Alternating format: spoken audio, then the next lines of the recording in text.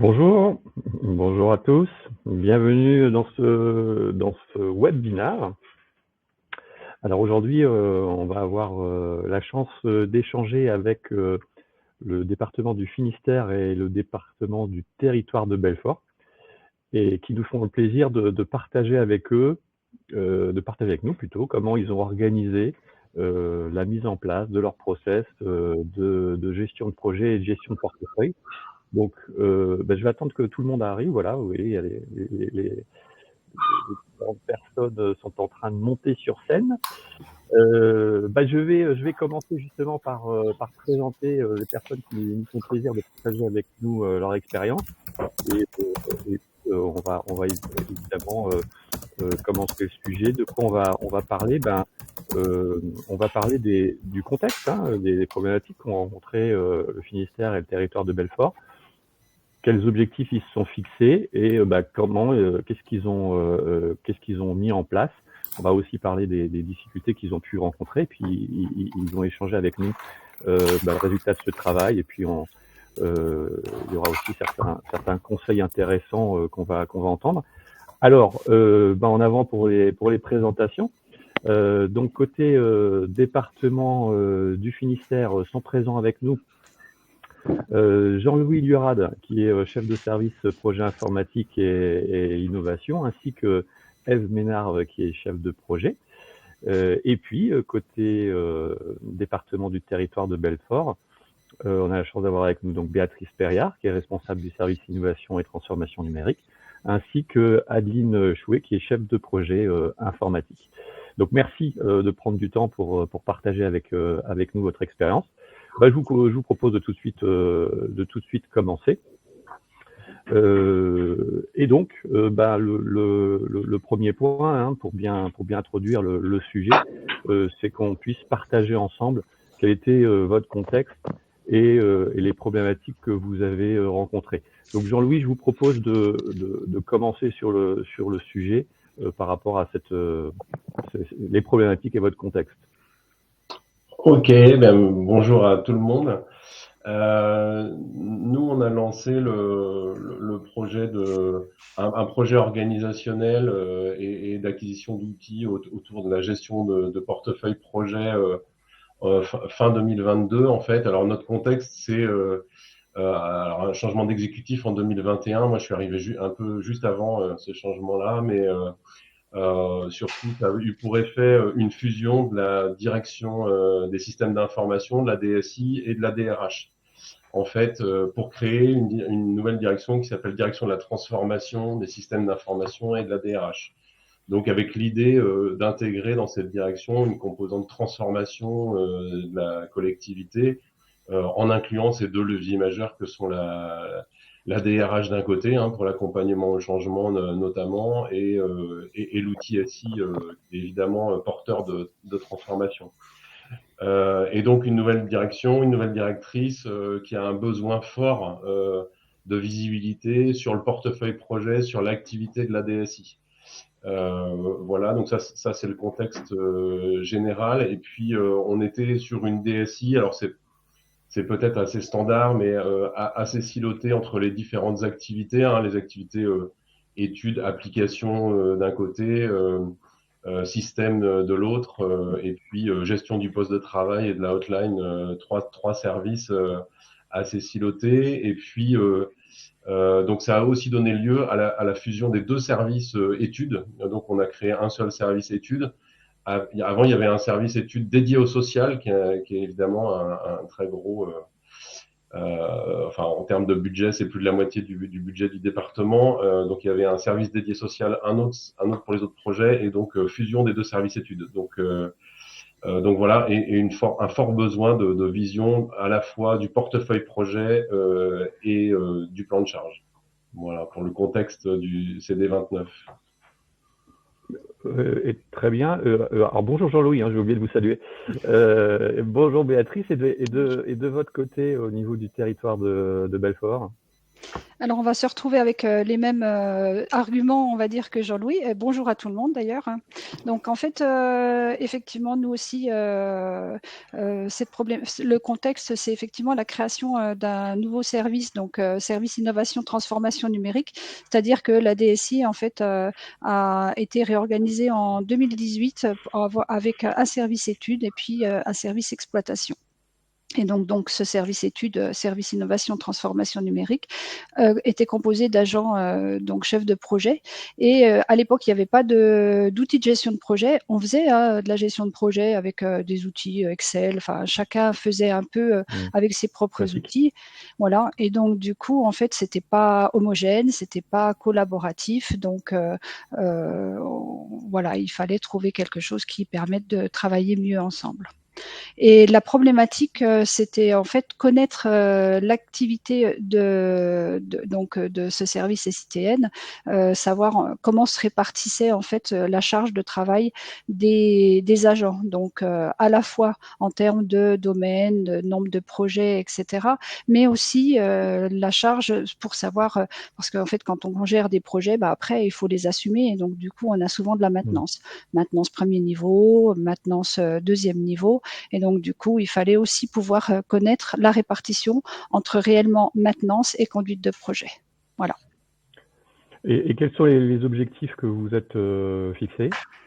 Alors, je suis désolée, je suis moins organisée que Jean-Louis, donc je tourne un peu mes pages, mes références. Donc, on avait deux objectifs, alors principaux. Donc, les objectifs organisationnels. Donc, l'objectif organisationnel, c'était effectivement structurer le nouveau service pour en fait, comment dire, compléter la réorganisation de la DSI, puisqu'en fait, il y a une réorganisation en fait structurelle de la DSI, donc avec création de deux services, et ensuite il y a vraiment eu la réorganisation complète de la DSI, c'est-à-dire vraiment travailler en fonction des gens et des apports qu'ils pouvaient faire. Donc ça a été mené par notre nouveau directeur, Monsieur Lechkap, qui est arrivé en 2019, et il fallait donc établir les forces et les faiblesses des agents. Donc c'était cet objectif organisationnel. Et ensuite, on a eu un objectif plutôt logistique, c'est-à-dire qu'il fallait trouver un outil qui nous permette de gérer des projets qui soit à la fois efficace et qui soit simple pour pouvoir faire donc la gestion de projets propres et puis collaboratifs, et aussi qui nous permettent de faire ce fameux rendu d'activité dont on avait tant besoin, la répartition de nos activités. Voilà nos deux objectifs. Avant de vous poser la même question, Jean-Louis, par rapport à vos objectifs, je veux juste, pour les participants, n'hésitez pas à poser vos questions. On a Sean qui est en arrière-plan là, qui regardera ça, et je ferai le relais dans le cadre de ce webinaire. Oui, donc Jean-Louis, de votre côté, côté Finistère, qu'est-ce que vous êtes donné comme objectif? Deux grands objectifs qui sont en lien avec notre contexte. D'une part, pouvoir montrer une vision exhaustive des projets qui étaient menés à la DSI. Il y avait un petit peu une image de DSI qui a jamais le temps de prendre les nouveaux projets pour faire court, mais sans pouvoir le justifier. L'idée pour nous, c'était hyper important de pouvoir montrer en fait l'exhaustivité et de dire ok, il y a un projet qui est plus urgent que les autres qui sont déjà urgents. Maintenant, moi, je peux le prendre. C'est de dire oui, mais si je le prends, regardez ce que j'ai et qu'est-ce que je décale. En fait, c'est pouvoir passer de cette idée en termes aussi d'image de la DSI et pour nous aussi de réguler l'entrée des nouveaux projets. Donc, c'était hyper important à la fois en termes d'image pour notre nouvelle directrice, qu'elle voit tout, et pour nous aussi. Et puis le deuxième grand enjeu, c'était un enjeu de méthode, de mise en place d'une méthode commune de gestion de projet, puisque on avait deux services études avec des pratiques différentes. Et aussi, il faut le dire, en fait, moi quand je suis arrivé, il y avait un poste type qui s'appelle chef de projet, mais qui revêt en fait des situations et des humains derrière qui sont différents. avec des profils plutôt ingénieurs de production et des profils plutôt vrais chefs de projet. Et l'idée, c'était de à la fois préciser en fait les missions de chacun et se donner voilà un cadre, on va dire, applicable par tous les chefs de projet, une méthode minimale. C'était ça les deux grands enjeux, quoi, visibilité et D'accord, ouais. Alors, donc là, vous nous avez partagé un contexte, les objectifs. Donc là, maintenant, on arrive dans la partie du film qui est intéressante. Là, on a la bonne introduction. Justement, donc, on va continuer avec vous, Jean-Louis, si vous voulez bien. Et donc, par rapport à tout ça, finalement, qu'est-ce que vous avez commencé à mettre en place? Alors, il y a une petite diapo normalement pour illustrer la mini méthode projet ou la méthode projet qu'on a mis en place. L'idée, c'était de dire, nous, on veut mettre en place une méthode projet qui soit commune à l'ensemble des chefs de projet de la DSI. Et pour ça, il faut quelque chose d'assez simple, avec l'idée que on fait simple, mais on s'y tient. C'est-à-dire qu'il faut qu'on embarque tout le monde. Donc, on avait fait enfin là, c'est juste pour illustrer, mais la mini méthode avec, c'est des choses assez basiques de gestion de projet, hein, mais opportunité, stabilité, lancement, réalisation. Et puis, donc, voilà, mais en insistant bien sur ces phases amont, en fait, hein, de cadrage avec des périmètres qui soient clairs, clairement précis, qu'on partage bien avec notre MOA. Donc, repréciser, peut-être un besoin de préciser vraiment les périmètres. Et puis, insister sur la réunion de lancement, hein, c'est des basiques de gestion de projet, mais une réunion de lancement, c'est un RACI avec chacun sait ce qu'il a à faire, il s'engage devant quelqu'un qui sert de sponsor, enfin voilà la personne qui va porter le projet. On s'engage tous collectivement à un instant donné, et donc voilà, d'où cette petite fiche là qui vient illustrer la méthode qu'on a mis en place. Et puis en suivi post-démarrage aussi, un passage à l'équipe production en effet qui soit aussi assez cadré, quoi. Quelques points clés assez basiques, mais on essaie de s'y tenir et de tous la mettre en œuvre. Et puis dans ce qu'on a mis en place pour venir appuyer cette démarche, en fait, on a eu la chance de pouvoir créer aussi avec notre nouvelle DGS qui est arrivée assez récemment une instance d'arbitrage des projets, parce que c'est important de pouvoir. C'est vrai qu'il y avait un peu cette tendance à dire c'est une priorité du président sur chacun des projets. Voilà.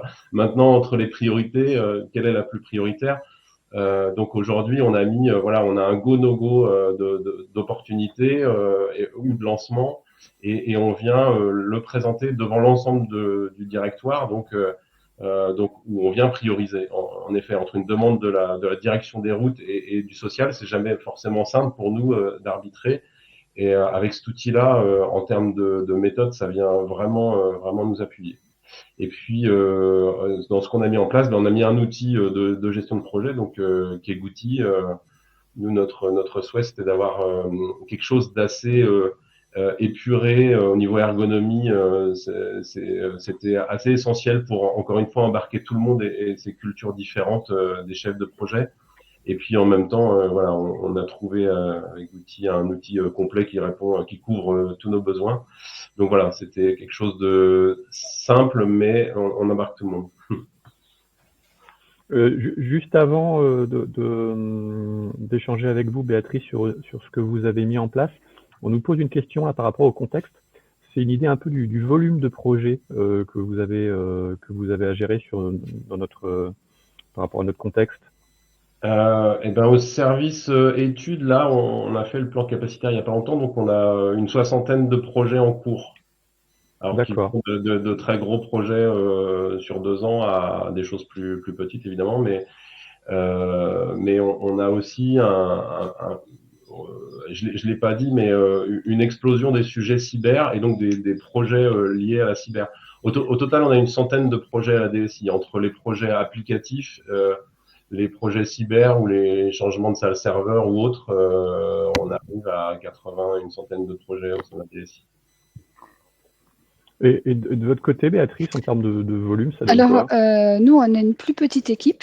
Donc, effectivement, c'est vrai qu'on n'a pas parlé dimension, mais au service donc études, il y a 6 agents plus moi-même, et on va dire en cours, on a environ une trentaine de projets. Voilà.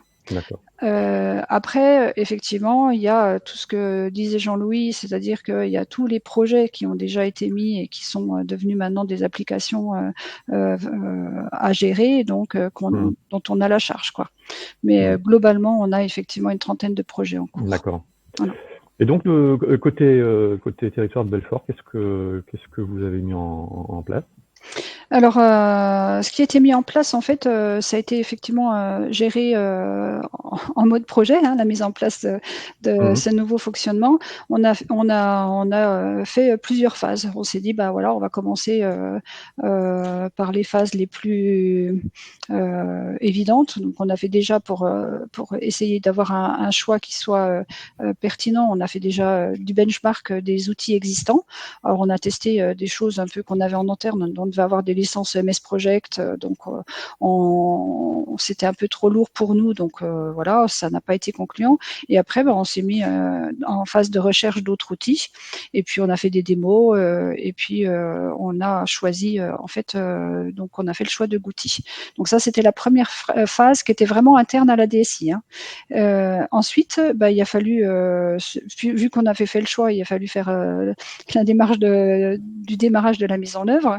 Donc du coup, on a fait preuve de beaucoup de pédagogie, on a expliqué la démarche et fait intégrer vraiment complètement l'équipe pour la faire adhérer. Donc ça, je saurais pas vous dire, je saurais pas faire de rétro-planning de comment ça s'est passé, mais voilà, c'était une phase très importante et globalement, effectivement, ça a été bien accepté au niveau de l'équipe. Il y avait des besoins de pouvoir justement valoriser en fait le travail, donc du coup de chacun, donc du coup ça a été bien fait. Ensuite, il a fallu démarrer. Donc, ce qu'on a fait, c'est qu'on a démarré sur un petit périmètre. Et en fait, au début, à l'initialisation des projets, c'était moi qui l'ai créé et qui l'ai distribué aux chefs de projet. Alors, contrairement en fait à ce que disait Jean-Louis, nous on est dans la phase active, c'est-à-dire que les projets sont déjà décidés et donc du coup en fait c'est le suivi du projet, des projets en cours au niveau de notre gestion de projet. Donc on a expérimenté, on a adapté notre façon de faire, on a créé des modèles types de projets, mais en fait vous l'avez fait chacun… sur un volume un peu plus un type pilote, hein, c'est ça? Vous avez d'abord commencé sur un Ah volume non, plus restreint. alors on est dans la DSI là, on n'est que dans la DSI. Par contre, ce qu'on fait, c'est que ce sont des projets qui sont par domaine. Par exemple, on travaille pour l'ARH, on travaille pour le social, et donc du coup, voilà, hein, et on affecte ces projets-là à des chefs de projet, voilà. Et on a créé en fait des types de projets qui sont, alors on va dire un projet courant avec démarrage, mise en œuvre et puis test et puis mise en production. Mais on a fait aussi des projets, un peu ce qu'on appelle des projets annuels, qui permettent aussi de repérer toute l'activité qu'on passe sur nos autres applications, sur nos outils, par exemple sur l'outil du social. On va faire des mises à jour, on va faire des évolutions, on va faire des résolutions d'incidents. Donc ça, on a un projet qu'on appelle maintenance, où on a mis tout un panel d'actions qu'on fait pour ces logiciels-là. Et là, vu qu'on a un outil centralisé, du coup, en fait, tous les chefs de projet y ont accès. Voilà. Donc ça, c'était la troisième phase. Et ensuite, on a eu la phase d'exploitation de la saisie. Parce que, voilà, une fois qu'on a saisi, c'est intéressant de pouvoir voir ce qu'on arrive à en ressortir pour faire soit du suivi de projet. Alors, effectivement, on a un portefeuille de projets par chef de projet, et ça nous sert de base pour faire nos réunions hebdomadaires. Donc, on regarde où ça en est à partir de l'état de suivi de projet dans notre outil. Et on fait aussi au niveau du reporting, ça nous permet de sortir par exemple les 10 applications les plus consommatrices. Bon, on va pas se mentir, le social avec une application qui concerne plus de 300 personnes, 300 agents chez nous. puisque voilà, enfin, c'est le plus consommateur. Et ça nous permet aussi de voir, enfin, la répartition d'activités sur la gestion de projet ou la maintenance. Voilà. Et la 5e phase, ça nous a permis aussi de mieux, comment dire, faire évoluer l'organisation interne du service et de la DSI globalement. Puisqu'en fait, on s'est rendu compte qu'il y avait beaucoup d'activités qu'on faisait en maintenance vraiment de premier niveau et finalement, c'était peut-être pas au chef de projet de faire ça. Ils ont plus un apport sur du niveau 2. Donc, on a refait des procédures, on a en fait vu les points faibles et puis on a pu réadapter notre organisation et du coup, et travailler donc avec le directeur parce qu'il y a eu un impact. Alors, au départ, c'était un outil qui était mis au sein du service SITN, mais qui avait un impact sur tout le service. Et donc, du coup, on a fait aussi l'ouverture en fait de la gestion de projet à toute la DSI, pas que à la partie vraiment purement domaine applicatif, mais vraiment aussi à la partie exploitation. D'accord. Et alors évidemment, quand on met en place des points comme ça, il y a toujours des points de difficulté, et c'est intéressant de les partager pour des gens qui veulent suivre des démarches équivalentes. Alors, est-ce que vous avez comme ça quelques difficultés rencontrées à partager avec nous? Alors, c'est Adeline qui va vous parler des difficultés parce que c'est toujours les mêmes qui parlent. Elle a subi, on va dire. Alors, si on dresse un petit bilan à ce jour, globalement... Bonjour Adeline, excusez-moi, je dis bonjour à personne au début, donc et puis bonjour à vous aussi. Bonjour à tous. Si on dresse un petit bilan, globalement, on est très satisfait en fait de la mise en place de Gouti au sein de notre service. C'est vraiment un succès. Donc l'outil, comme le disait Béatrice, il est devenu incontournable pour nous. Dans le cadre des réunions bilatérales qu'on peut avoir avec Béatrice, on se sert de cet outil, il est alimenté et il nous permet en fait de faire tout notre suivi et d'échanger avec Béatrice sur les problématiques, puisqu'on renseigne aussi les différentes problématiques dans Gouti. Alors, quelques points d'attention peut-être sur la mise en place de cet outil. Les habitudes sont difficiles à prendre, évidemment, par chacun, puisque c'est un petit peu contraignant. Il faut aller remplir régulièrement l'outil Gouti.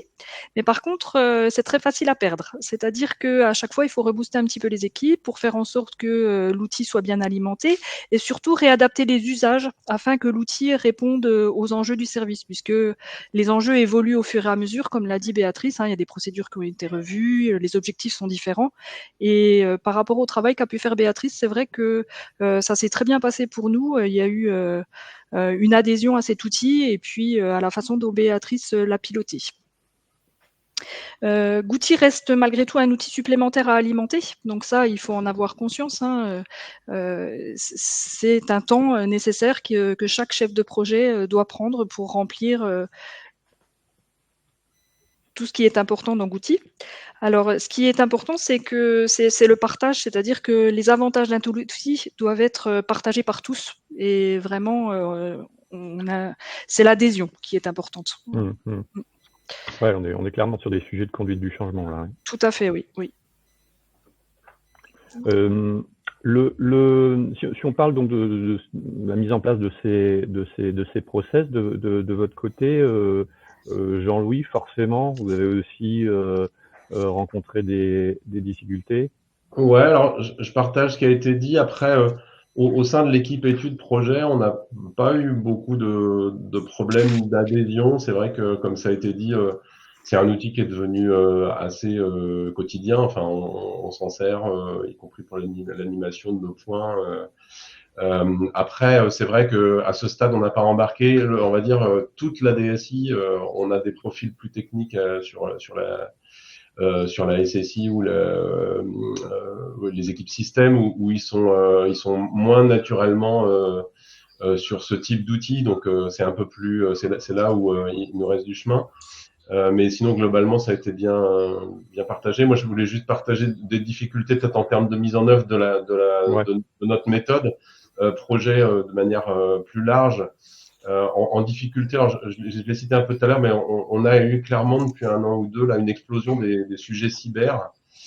qui a eu un impact sur notre plan de charge qui a été vraiment important. Et à la limite, est-ce que c'est une difficulté? En tout cas, c'est une opportunité pour mettre en place des outils de vision d'ensemble consolidé du portefeuille. Parce que nous, on a notre portefeuille aux applis, on va dire, et on vient se faire un peu percuter par les problématiques cyber, mise en place de bastions ou autres qui nous impactent, hein, même si c'est pas nous qui les portons, malgré tout, ils nous impactent. Donc ça a été une difficulté ou une opportunité, voilà, à mener ces projets-là.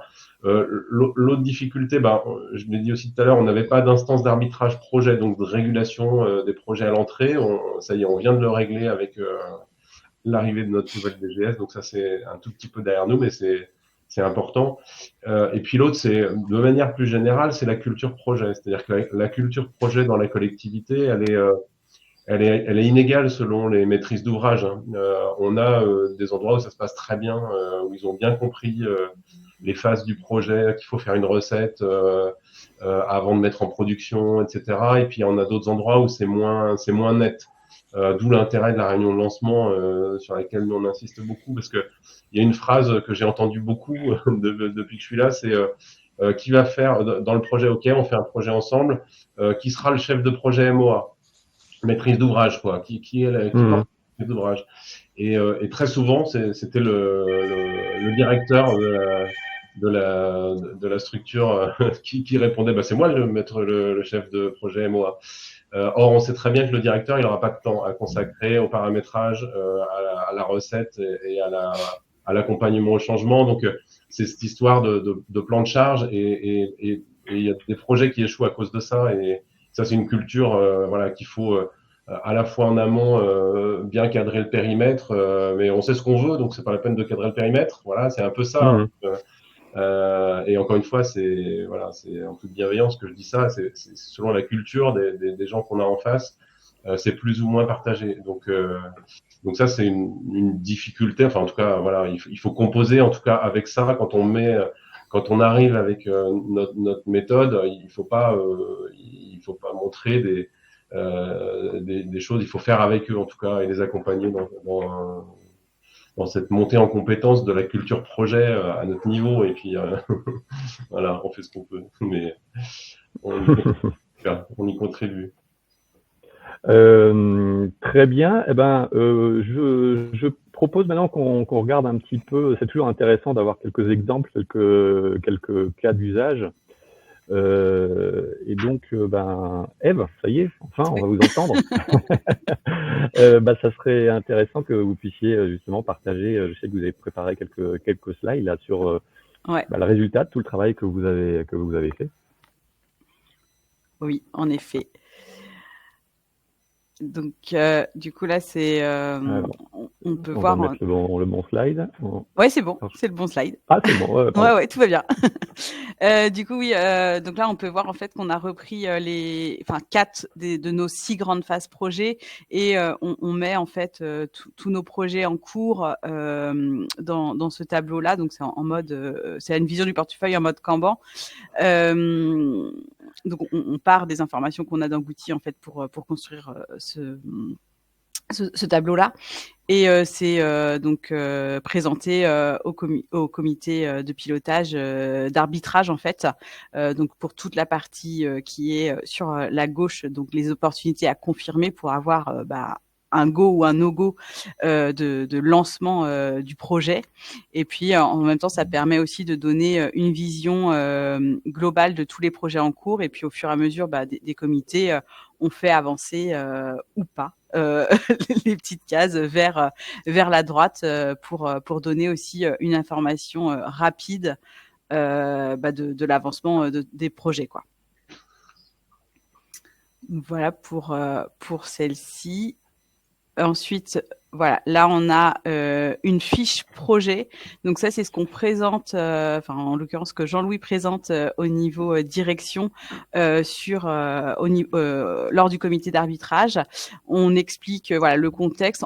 On reprend en fait les éléments principaux de la charte Gouti, qui est présenté en fait un peu différemment, mais l'idée c'est d'avoir tous les éléments pour que la décision et l'arbitrage au niveau direction soient prises facilement.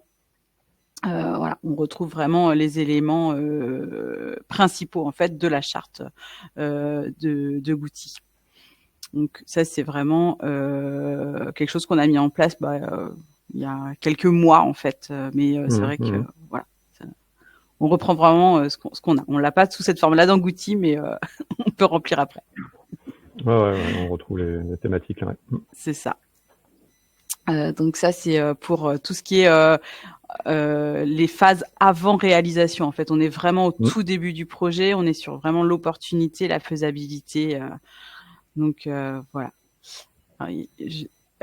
Ensuite, du coup, on est sur la vision revue de projet. Donc, c'est ce que disait Adeline. Ça nous sert beaucoup sur les points bilatéraux qu'on fait. En fait, on sélectionne le chef de projet et puis on fait le point sur où on en est. Sur tel ou tel projet. Là, ça permet quand même d'avoir une vision rapide et lisible, on va dire, quoi. On a la criticité, la météo, la tendance. C'est vrai que Jean-Louis, ce qu'il nous demande, c'est que la situation générale soit à peu près à jour, quoi, qu'on n'ait pas trop de petites lunes. On en voit un petit peu là, mais l'idée, c'est ça. C'est qu'on puisse avoir tout de suite les éléments. Donc, on passe en mode revue. C'est la slide suivante. Donc, ah non, on l'avait pas mis. Donc, si, voilà.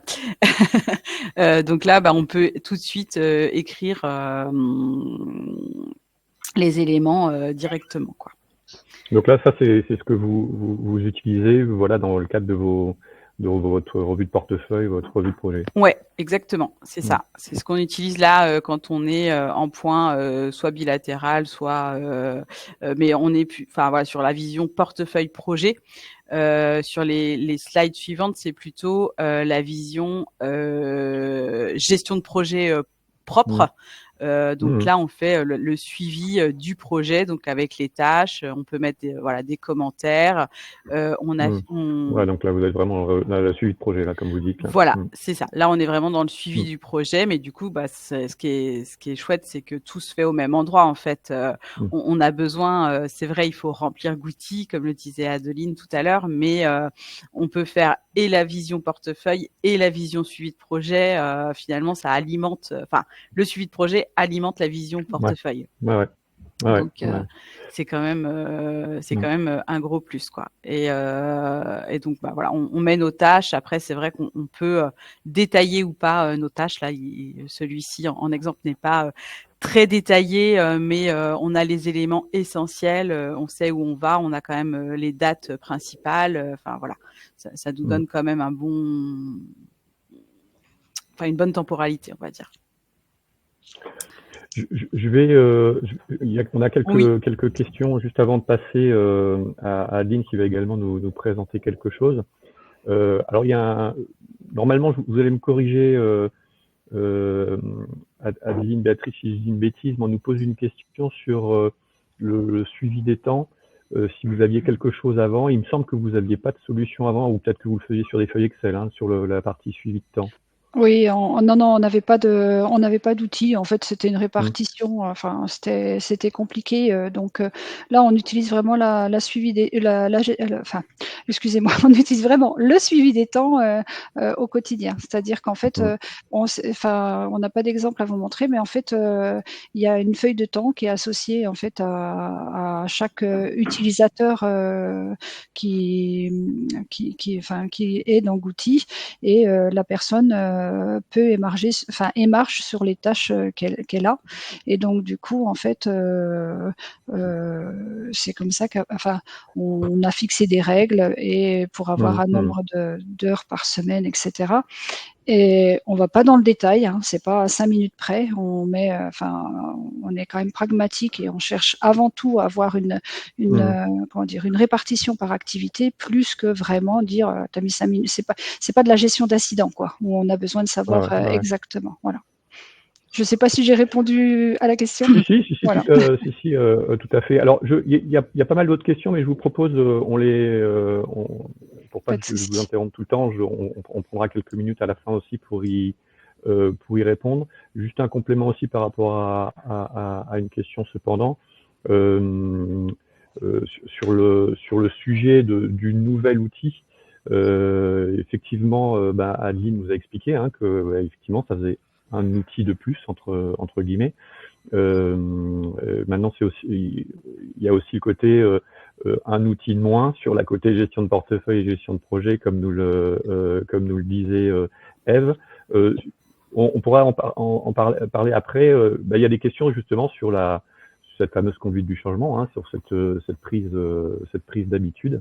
Et donc, on prendra les minutes qui vont bien à la fin de cette session pour répondre dans les détails à tout ça. Adeline, je vais vous passer la parole pour que vous puissiez un peu partager avec nous un résultat. Là, en plus, ça va être assez intéressant parce que, non pas que ça l'était pas, parce que de ce que vous m'avez montré, c'est super intéressant. Mais Adeline, côté Belfort, vous utilisez aussi l'API pour faire vos propres restitutions.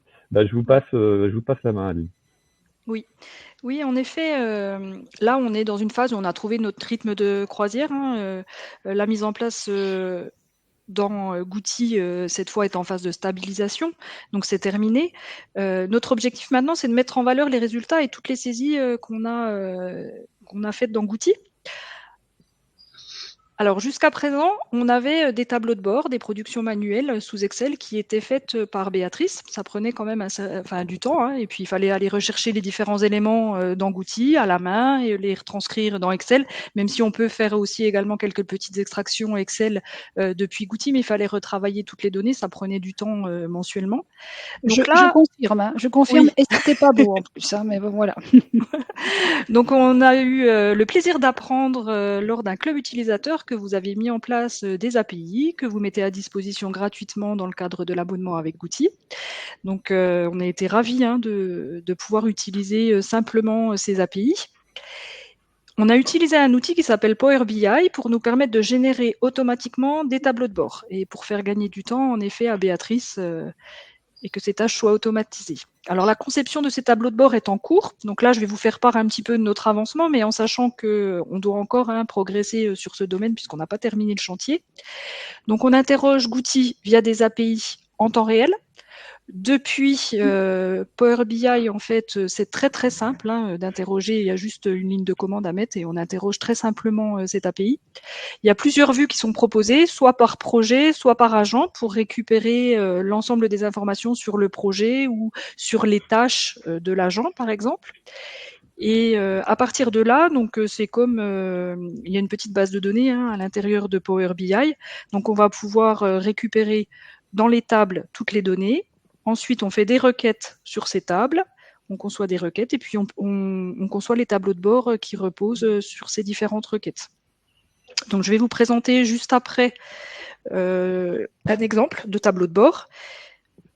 Mais oui, donc là, pour l'instant, je vous en présente qu'un parce que c'est vrai que les autres, ils sont encore pas suffisamment aboutis. On est en train de les élaborer.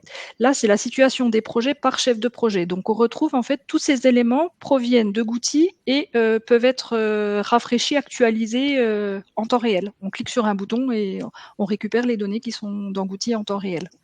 Donc, on va retrouver les informations tel qu'il est présenté, le tableau.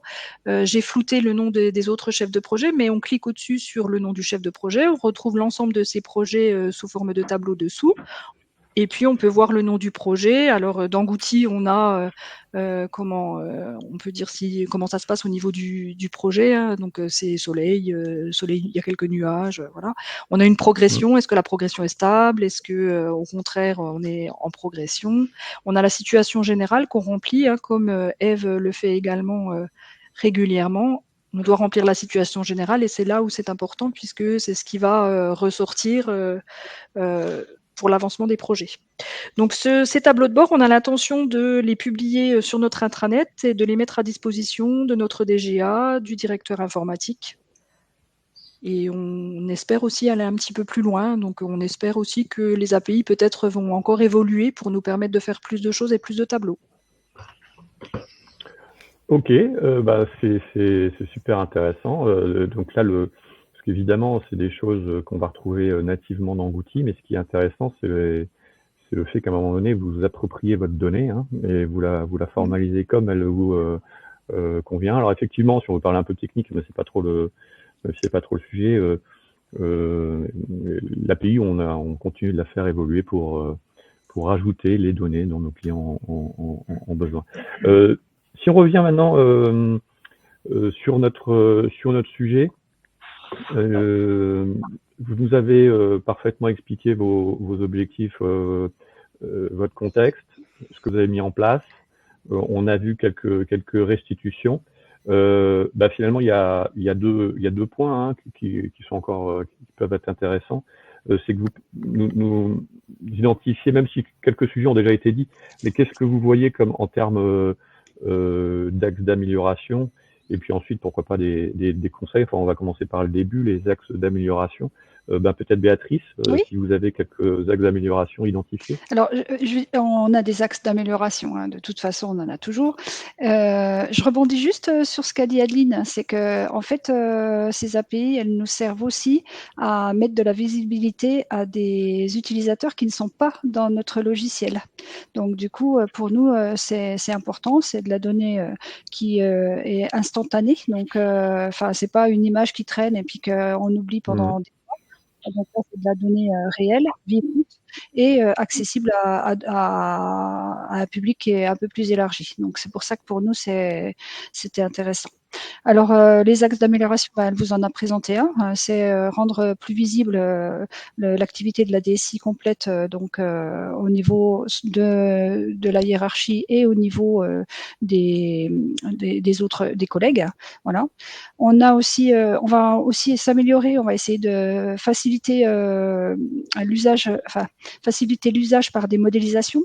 Donc, créer des process, simplifier les process, faire des types de projets différents, en fait, essayer de trouver encore plus notre juste milieu pour gagner en homogénéité.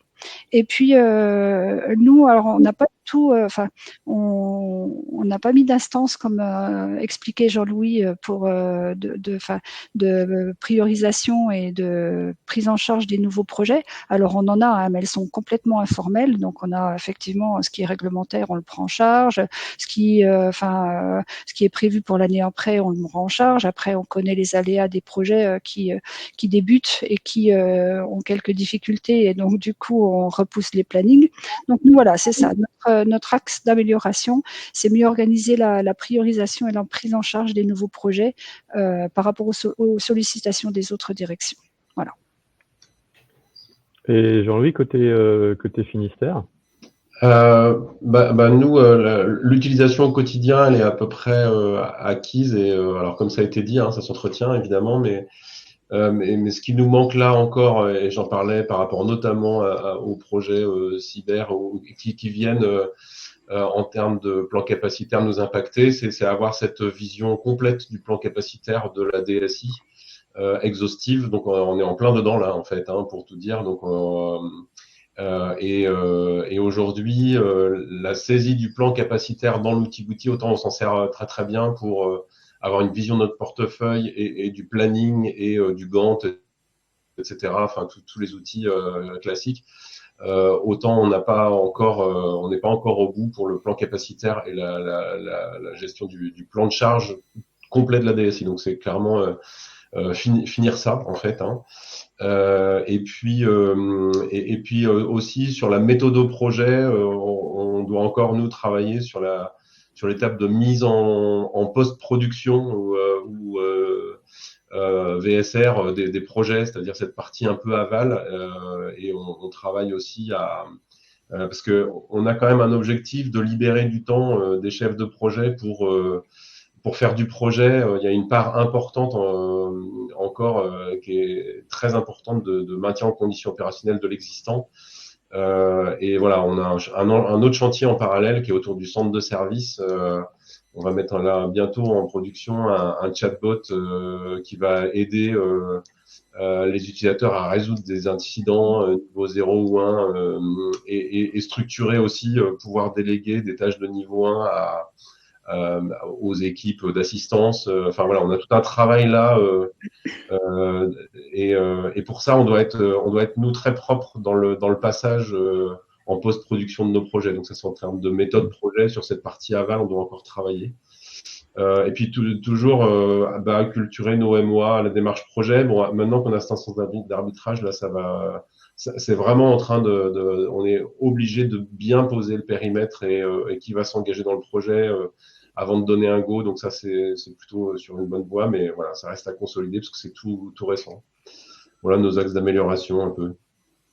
Alors, juste avant de passer aux conseils que vous pouvez nous donner, je vais reprendre des questions. Jean-Louis, on nous demande si vous envisagez de partager à tous les services du département. Est-ce que c'est un sujet aujourd'hui, ça? Alors, en fait, pour tout vous dire, alors c'est pas moi en tant qu'éditeur qui pose la question, hein, je vous le dis, hein, quand même, hein, c'est une vraie question. Bien doute. Alors pour tout dire, on a eu un changement de DGS il y a 6 mois. On avait un DGS moi j'étais venu lui présenter les projets avec l'outil et il m'a dit non mais moi je veux ça partout dans la collectivité. Bon ok. Donc on avait commencé à y travailler parce qu'en effet évidemment voilà ça peut avoir du sens pour l'ensemble d'une collectivité. Après voilà on a eu un changement notre nouvelle DGS, elle a plus mis l'accent sur l'arbitrage des projets. On est dans des périodes de contraintes budgétaires fortes. Je pense que ça a joué aussi, c'est-à-dire que là, attendez, plutôt que d'acheter, enfin, il faut qu'on valide ce qu'on achète. Donc, ça a été plutôt, donc ça a mis un petit coup de frein. On avait embarqué pas mal de directions dedans avec des gens qui se le sont appropriés. Voilà, la limite que je vois, c'est que c'est une culture projet commune, c'est-à-dire que si on met un outil comme Gouti entre les mains de gens très très différents de par voilà de leur activité. Ce qu'il faut, c'est partager aussi une méthode. C'est-à-dire que sinon, on peut se retrouver avec, voilà, enfin, il faut que ce soit animé par les gens qui sont demandeurs de ça, en fait. Alors, ce qui n'a pas été le cas parce qu'on a eu ce changement de DGS. Du coup, ça a été un sujet, ça reviendra. On a toujours des demandes de gens qui veulent des licences Gouti pour gérer leurs propres projets, et on a des endroits où ça marche très très bien hein, sur des directions techniques. Où les gens s'approprient le sujet et l'outil parce qu'ils portent des projets, mais en termes de vision complète du portefeuille aujourd'hui, c'est pas un sujet. Et aussi une question qui est également pour vous, Jean-Louis, par rapport à la présentation que vous avez faite des différentes phases et notamment la phase d'opportunité. On nous demande comment est-ce que les directions métiers soumettent leurs demandes. Est-ce qu'elles le font dans Gouti? Comment ça fonctionne, la soumission de la demande? Alors, j'avoue que je n'ai pas creusé cette question, mais là, non, pour le coup, les demandes, elles arrivent par les canaux habituels, c'est-à-dire notre directrice qui nous relaie des mails. C'est logique, vu que pour l'instant, tout le monde n'est pas équipé, j'allais dire, c'est normal qu'il y ait des relais. Ouais. Alors, c'est pas pour moi forcément le sujet prioritaire, c'est plutôt de pouvoir... quand je reçois le mail, parce que c'est vrai qu'une demande par un outil, enfin un projet, c'est pas forcément simple à expliquer dans un formulaire. Aujourd'hui, en tout cas, nous on n'en ressent pas forcément le besoin de forcément mettre.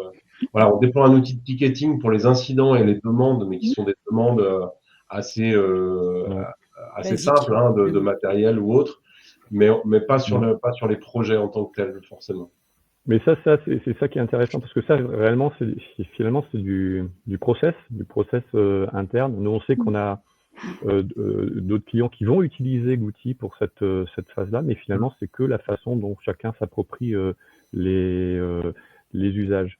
Béatrice, je vais vous poser une question par rapport au conseil. Si vous aviez un conseil à donner à des organisations qui veulent se lancer dans le process que vous avez suivi, quel est le ou les conseils que vous donneriez? Alors, oui, deux conseils. Pédagogie, donc il faut expliquer expliquer, conduite du changement, hein, donc expliquer pourquoi, expliquer comment, et puis persévérance et constance sur l'utilisation des outils. Parce que, enfin, effectivement, le suivi de projet, c'est un outil, et pour suivre les projets, il faut alimenter, il faut se baser dessus, il faut y revenir tous les jours, quoi. Parce que, enfin, je rebondis aussi sur ce que disait Jean-Louis, et la présentation à d'autres directions. On constate un engouement à faire de la saisie initiale. Voilà, on saisit initialement les projets avec les tâches, des tonnes de tâches, hein. On peut faire tout ce qu'on veut avec des dates prévisionnelles et tout. Sauf qu'après, si on n'y revient pas et puis que c'est juste un outil qui est beau pour faire une présentation, en fait, ça sert à rien, quoi, parce que on ne sait pas ce qui est en cours, on ne sait pas ce qui a été fait, on ne sait pas à quel niveau c'est fait. Donc voilà, c'est vraiment persévérance, constance sur l'utilisation. Et après, ça nous a vraiment permis de passer en fait d'une organisation au sein du service SITN de domaine à transversal. Voilà, on n'est plus maintenant, on est chef de projet dans un domaine, on est chef de projet et on gère des projets. Voilà. C'est très important le point que vous dites sur l'aspect. Finalement, vous mettez pas en place un outil, c'est une culture projet, un process de gestion de projet. Ensuite, vous appuyez sur un outil, mais le fait de l'exemple que vous donnez, puisque j'ai la chance d'aller voir régulièrement des clients, ça fait partie réellement de cette phase de mise en place, d'expliquer que ok, très bien, on met en place quelque chose, mais attention, on le fait vivre. On le maintient, et ça c'est la culture projet, et ce conseil il est super intéressant. Jean-Louis, est-ce que vous avez aussi un conseil aussi intéressant à nous donner? J'en doute pas. C'est aussi intéressant, les risques sont très justes en tout cas. Peut-être, en tout cas, nous ce qu'on a fait, c'est pas forcément se donner des objectifs trop élevés au départ, c'est-à-dire procéder par itération quand on déploie la méthode. Hein, j'enfonce des portes ouvertes, mais c'est vrai que une vision portefeuille, si elle n'est pas exhaustive, si on n'embarque pas tout le monde, elle sert à rien. Enfin, je veux dire, en forçant le trait. Donc, il faut que tout le monde embarque. Donc, il faut pas qu'on donne de prise à du rejet. Donc, il faut des choses acceptables avec des outils ergonomiques et des objectifs simples. C'est-à-dire que dans ce que montrait Eve tout à l'heure, moi déjà, enfin, moi j'utilise avec les chefs de projet l'outil Gouti pour animer mes points projets. Hein. Donc déjà, faut aussi que les managers se servent de l'outil évidemment. Et ce que j'impose entre guillemets dans la V1, elle l'a dit tout à l'heure, Eve, c'est la saisie de la situation générale, du planning minimal. De l'actualité, parce que ça c'est hyper utile. Il y a un petit truc dans Gouti qui est super, c'est la petite lune là, c'est-à-dire que si vous n'avez pas bougé votre situation générale depuis 15 jours, il y a une petite lune qui se met. En fait, c'est tout simple. Et alors, parce que des fois il se passe rien sur un projet pendant 15 jours, donc on a juste à cliquer sur rafraîchir, ça enlève la lune, mais ça montre que le projet, enfin la situation du projet est à jour.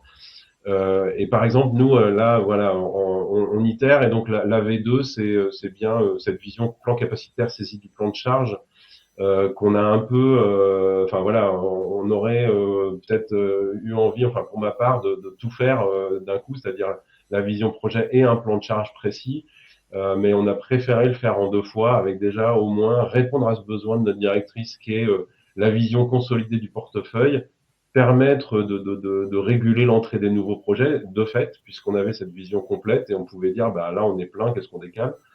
C'était notre premier objectif. Et là, le deuxième objectif, c'est bien le plan capacitaire, mais qui vient dans une deuxième phase, histoire déjà de consolider, d'être sûr qu'on a fini la première. Donc, c'est plutôt ce côté itératif qui fonctionne plutôt pas mal chez nous.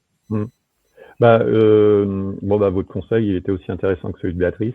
Je vais aussi l'appuyer dans les clients que j'ai la chance d'accompagner. C'est exactement ce qu'on fait, c'est-à-dire que on définit une sorte de V1, comme vous avez dit, un minimum attendu. Et ce qu'on constate, c'est que de toute façon, on va avoir deux types de populations. On va avoir des gens qui sont très demandeurs et déjà très matures sur le management de projet. Ils vont pas attendre pour aller plus loin, et il n'y a pas de problème, parce que l'outil le permet, donc ils vont aller exploiter des fonctionnalités de management de projet très poussées, mais ça fera le job sur le minimum attendu, puisqu'il y aura toute la consolidation qui va bien sur le portefeuille. Et c'est plus la deuxième partie qu'il faut un petit peu plus accompagner. Effectivement, cette étape de V1, elle est indispensable, parce que si on arrive avec des objectifs trop ambitieux dès le début, on se retrouve aux problématiques au conseil de Béatrice, hein, c'est par rapport à l'accompagnement nécessaire, et quand il y a trop de nouvelles choses à mettre en place, ça peut être complexe. Donc merci, c'était super intéressant vos deux conseils. Ce que je vous propose, il nous reste 5 minutes. Il nous reste 5 minutes parce qu'on a parfaitement préparé notre projet de webinaire et on est parfaitement dans le timing, parce qu'ici on a des gens matures en management de projet. Et donc je vais regarder toutes les questions. Alors il y a eu pas mal de questions et d'échanges dans le chat sur Gouti. Moi, ce que je vous propose, peut-être, Sean, tu peux mettre un lien sur un webinaire ou des choses comme ça, parce que l'objectif n'est pas forcément de rentrer dans les détails de la solution Gouti, on n'aura pas le temps, 5 minutes. Par contre, je vais prendre toutes les questions un peu plus par rapport à notre thématique, encore qu'on n'a pas, que je vous ai pas posé comme pendant que vous interveniez, pardon. Alors, ça, on l'a dit. Il y a une question sur la partie post-prod, c'est-à-dire que le projet est terminé, et donc finalement, il passe en bon français, il passe en run, hein, il passe en maintien en condition opérationnelle.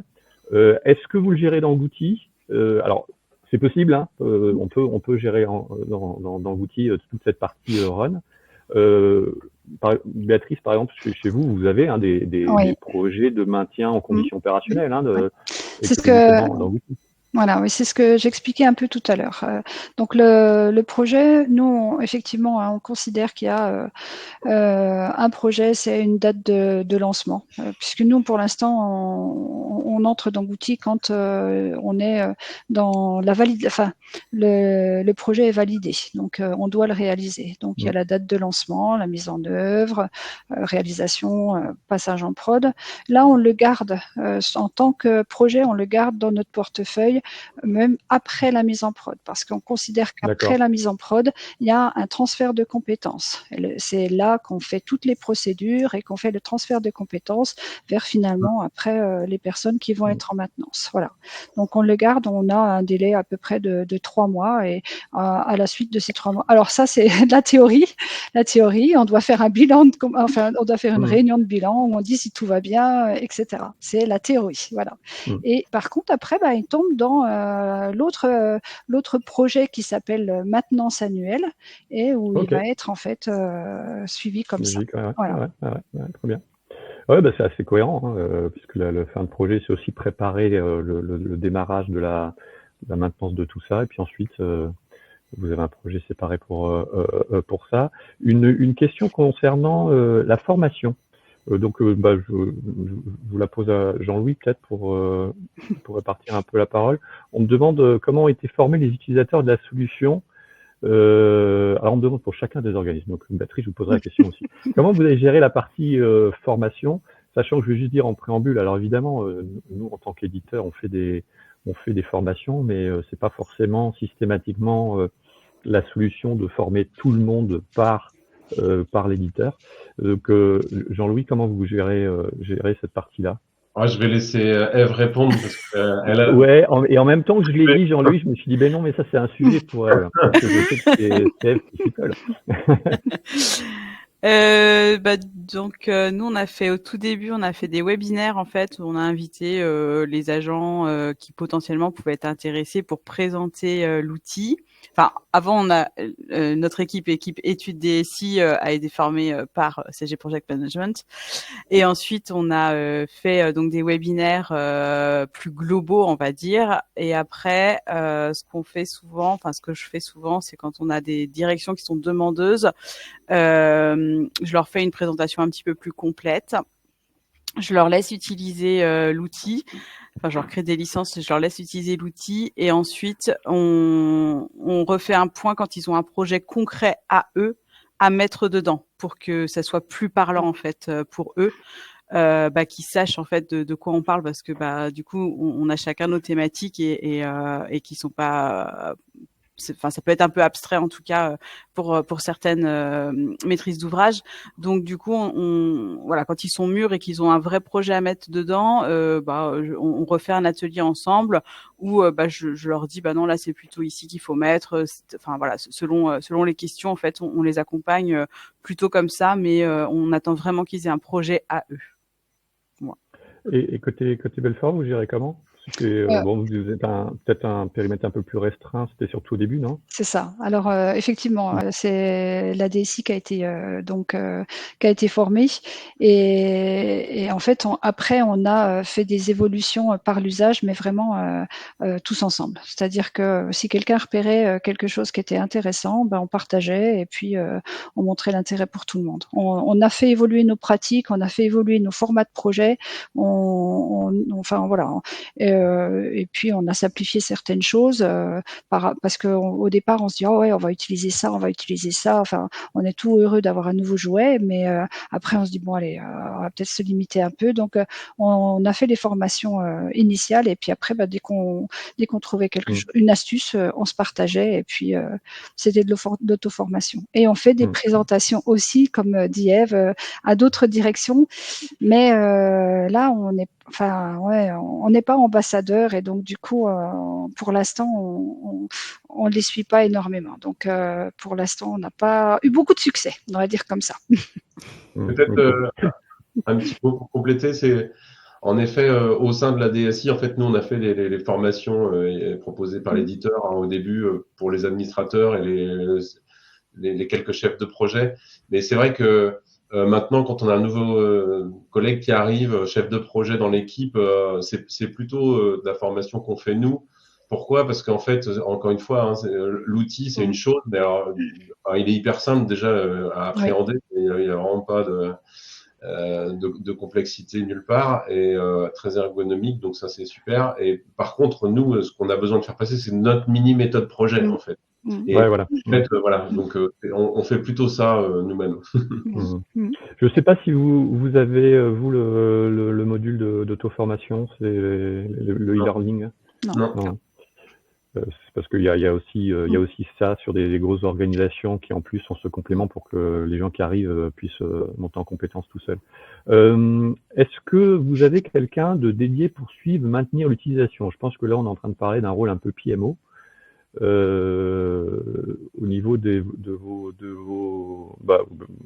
pour moi oui, de tout ce qu'on s'est dit. De toute façon voilà, vous avez des personnes qui suivent ce portefeuille, et on en a un certain nombre qui sont présents. Je vais assez vite, quand vous m'interrompez si je réponds mal, parce qu'on a pas mal de questions, je vais essayer de les voir rapidement. Est-ce que vous avez des adhérences entre vos projets et ressources jalons? Comment les gérez-vous à travers l'outil? Alors sachant qu'à travers l'outil, l'outil permet de mettre des dépendances externes entre projets. Est-ce que vous les utilisez? Est-ce que vous utilisez les dépendances externes ou vous Non. L'outil le permet maintenant, c'est pas parce que l'outil le permet que vous le faites. Eh ben, pas encore beaucoup, non, mais voilà, enfin en tout cas. Au niveau de tout ce qui est suivi budgétaire, est-ce que vous utilisez Gouti pour le faire? Alors là, je rentre un peu dans les sujets de Gouti. Il y a un module qui s'appelle module finance. Alors j'ai mal révisé, je ne sais plus. Je crois que le Finistère, vous avez le module finance. Non, vous l'avez pas. Donc la réponse est non. Les personnes présentes l'utilisent pas, mais la solution le permet. Alors ensuite, il y a un vaste sujet. Il y a une question, mais ça va être difficile d'y répondre. Comment passer d'un mode sans aucune organisation où les projets sont exécutés dès qu'ils nous tombent dessus à un véritable gestion de projet? Je pense qu'on est justement là les départements ont partagé une partie de cette démarche qui a permis de passer à ça. Et ce qui est certain, c'est que ça n'est pas simplement la mise en place d'un outil. C'est pas simplement j'achète des licences chez nous là, parce que effectivement et ça a été bien partagé. il est important quand on met en place un outil, alors c'est très bien qu'on a un outil qui permet d'avoir des process, ça aide, mais il est certain que le travail amont que vous nous avez présenté, il est indispensable, c'est-à-dire avoir des objectifs clairs, de savoir comment on veut fonctionner, et ensuite mettre en place cet outil. Mais par rapport à l'expérience que vous nous avez fait partager, voilà, c'est un vrai sujet, c'est un vrai projet en soi de faire ce travail de mise en place de cette culture projet, hein, on peut parler de ça comme ça. Alors, qu'est-ce que ça, je crois qu'on a parlé. Je vais pas, vu qu'on est à la fin du webinaire, je vais pas répondre sur les sujets un peu techniques de ce que fait Gouti, hein. Je crois que Sean vous a mis le lien pour le webinaire, on y répondra avec plaisir. Je pense avoir fait le tour des différentes questions. Avant de vous remercier, je veux juste, par rapport à tous les nombreux participants, on va envoyer une enquête de satisfaction. Ça serait très sympathique de votre part de nous donner un feedback là-dessus, parce qu'on est très intéressé de savoir si ça vous a intéressé, ce qu'on vous a dit. Donc on va lancer une petite enquête de satisfaction. Merci beaucoup si vous prenez les quelques minutes pour y répondre. Et puis, je vais finir en vous remerciant, Adeline, Ève, Béatrice, Jean-Louis, d'avoir pris le temps de partager ça avec nous. C'est très sympathique de votre part. Moi, j'ai trouvé ça super intéressant. J'ai beaucoup apprécié votre implication. Donc, merci beaucoup pour ce temps. Et puis, voilà, il est temps de vous saluer. À bientôt. Et puis pour tous les participants, merci également pour les participants. Si jamais j'ai loupé des questions, Sean a dû vous mettre dans le chat le contact. Hein, si une question de Florence sur les PMO. Est-ce qu'il y a des PMO là, je vois dans qui relancent les derniers. Alors, ouais, il n'y a pas vraiment de fonction de PMO, enfin à l'échelle du département aujourd'hui dans le Finistère en tout cas. Et quelque part, moi je joue le rôle de PMO pour les projets SI, on va dire ça comme ça, avec l'installation des projets, mais ça va pas au-delà aujourd'hui. Je sais pas, Belfort sur. Ouais, nous non plus, non. Ok, merci beaucoup et bonne journée à tous et puis à très bientôt. Merci. Merci. Bonne journée à tous. Au revoir. Au revoir. Au revoir.